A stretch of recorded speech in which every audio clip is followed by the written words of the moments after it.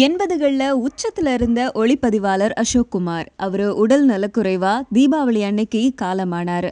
அதைத் தொடர்ந்து அவரை பத்தின நிறைய விஷயங்கள், அவருடைய ஓல்ட் மெமரிஸ் இதெல்லாமே சோஷியல் வலைத்தளத்துல அவர் கூட ஒர்க் பண்ண நிறைய பேர் பகிர்ந்துகிட்டு இருந்தாங்க.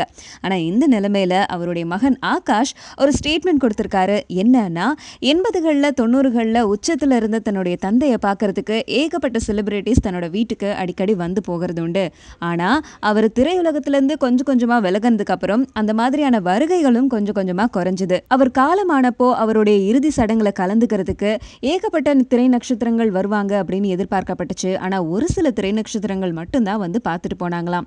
அவர் உச்சத்துல இருக்கும்போது வந்த நட்சத்திரங்கள்ல கொஞ்சம் பேர் கூட அவர் காலமான போது பார்க்கல அப்படின்னு சொல்லி மன வருத்தத்துல வேதனை அடைஞ்சிருக்காரு. பாலு மகேந்திராக்கு ரொம்ப பிடிச்சமான ஒரு ஒளிப்பதிவாளர். பாலு மகேந்திரால இருந்து இயக்குனர் சங்கர் வரைக்கும் எல்லாருக்கூடவும் பணியாற்றி இருக்கிற அவருடைய பணியை பத்தி நிறைய பேர் நல்ல விதமா சொன்னாலும் அவர் காலமான போது அவரை பார்க்கறதுக்கு பாதி செலிபிரிட்டிஸ் கூட வரல. சினிமா உலகம் இப்படிதான் இருக்குமா அப்படின்னு ரொம்ப ஆச்சரியத்திலையும் சோகத்திலையும் சொல்லியிருக்காரு.